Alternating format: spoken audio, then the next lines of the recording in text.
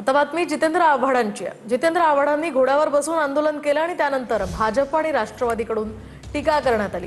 भारतीय म्हणून तुमच्या ओळखीवर प्रश्नचिन्ह आहे असा निशाणा मंत्री नितेश राणेंनी आव्हाडांवर साधला। तर आव्हाडांनी लग्नाच्या वरातीतनं घोडा आणला असं म्हणत राष्ट्रवादीच्या अनिल पाटलांनीही टोला लगावलाय।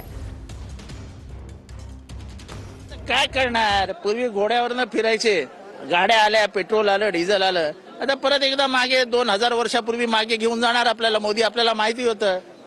आता जय मोदी, चला टक टक टक। गाडीच आता अशीच ठेवणार का पुढे येणाऱ्या काळात? पाहिलं मंत्रालयापर्यंत हो, मग आता मंत्र्यांना पण आम्ही सांगणार की तुम्ही बंगल्यातनं गाडीने नाही जायचं, घोड्यावर बसायचं, गाडीवर बसायचं, बैलगाडीवर बसायचं आणि मंत्रालयात जायचं। आमचं आव्हान असेल देवेंद्र फडणवीस यांना की तुम्ही वर्षामधनं जेव्हा निकाल मंत्रालयात यायला किंवा घोडागाडी किंवा बैलगाडीतनं या किंवा घोड्यावरनं जा।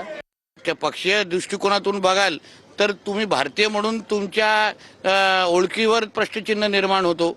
आता तुम्हाला फक्त घोड्याबिड्यावर चालायचं असेल तर तो फक्त मीडियाची फक्त शोबाजी आहे।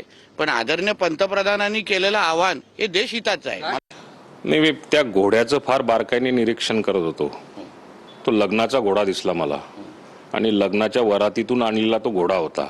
ज्या पद्धतीने पांढरा शुभ्र अतिशय स्वच्छ असा घोडा आणि त्याच्यावरती एक नवरदेवाची भूमिका त्यांनी पद्धतशीर त्या ठिकाणी निभावलेली आहे। नवरदेवाचं या काळामध्ये ऐकलं पाहिजे। आता ते जे म्हणतायत की ज्या घोड्यावरून ते येत आहेत, काल मी कोणाचं तरी हेही ऐकलं की ते कशावरून येतील, त्यांची सवारी।